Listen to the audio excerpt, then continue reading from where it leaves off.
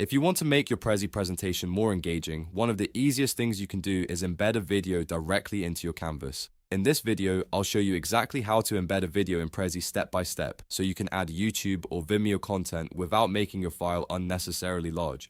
Just keep in mind that streaming online videos helps keep your presentation lightweight, but you will need an active internet connection when you present. If this tutorial helps, go ahead and hit like and subscribe for more simple software guides like this. Alright, let's jump into it. First, open your presentation inside the Prezi editor. Once you're inside, go to the canvas area where you want the video to appear. This is important because the location you choose here is where the video window will be placed in your presentation layout. Next, look for the media option in the editor menu. Click on media and then select video.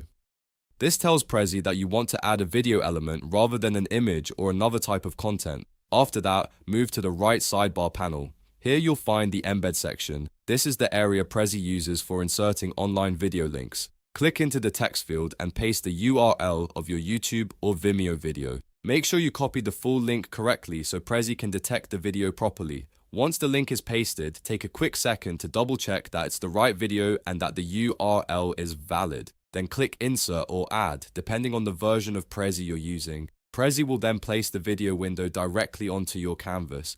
From here, you can usually reposition or resize the video frame so it fits naturally into your presentation. You can drag it to the exact spot you want and adjust the size so it works well with the rest of your content. This is a great way to make your presentation feel more dynamic and professional.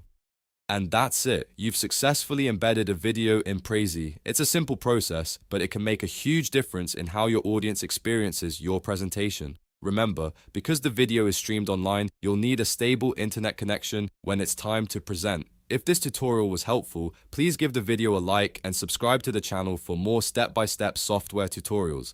Thanks for watching, and I'll see you in the next one.